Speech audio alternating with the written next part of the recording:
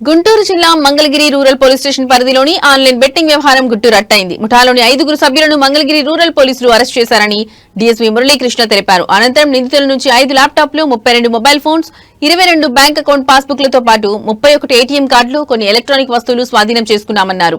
అలాగే ఆ ముఠా నుంచి 6,30,000 నగదు సీజ్ చేసినట్లు తెలిపారు.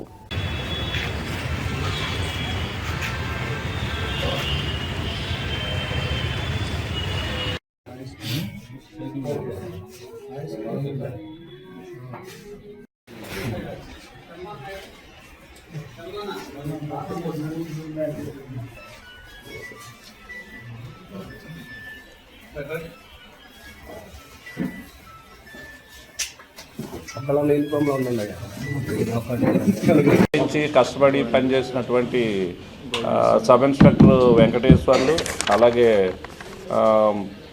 అంకమరావు, హెడ్ కానిస్టేబుల్ అంకమరావు, అలాగే పీసీ 4547 శ్రీనివాసరావు, గోవింద్ కదా గోవింద్ శ్రీనివాసు, వీళ్ళని ఎస్పీ గారు అభినందించారు. వీరికి రివార్డ్స్ కూడా అనౌన్స్ చేశారు.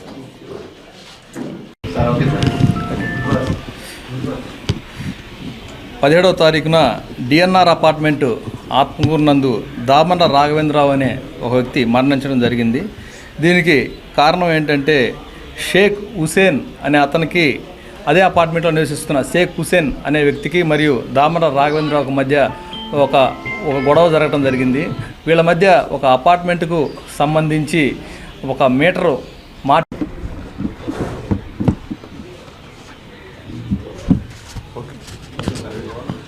ఇది ఒక అక్రమ సంబంధ వలన జరిగినటువంటి మర్డర్ కేసు. ఇది కిలిమి శివశంకర్ రెడ్డి అనే అతను పిఠాపురం వాస్తవ్యుడు.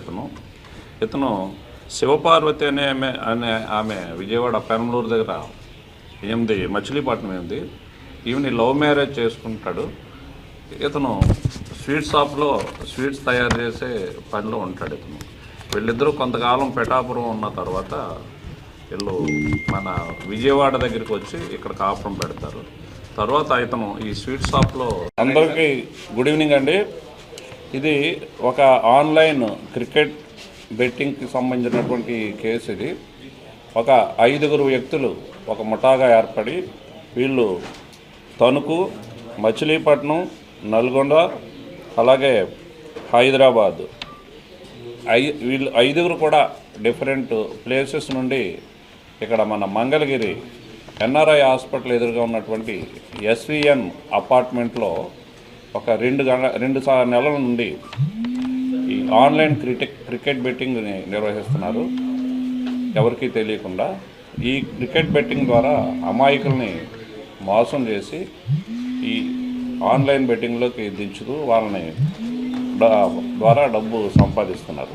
దీని మీద మా రూరల్ ఎస్ఐ గారికి వచ్చినటువంటి సమాచారం మీద వాళ్ళని ఈ నెల 17వ తారీఖు సాయంత్రం ఒక వ్యక్తిని ఫస్ట్ ఆయనకు వచ్చిన సమాచారం మీద ఆ ప్లాట్కి వెళ్ళి రైడ్ చేసి అరెస్ట్ చేయడం జరుగుతుంది.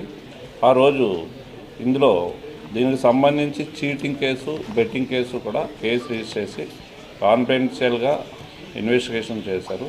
ఇందులో చేసినటువంటి ఎక్సలెంట్ వర్క్ వలన అతను ఇచ్చినటువంటి సమాచారం మీద మిగిలిన 5 వ్యక్తులను కూడా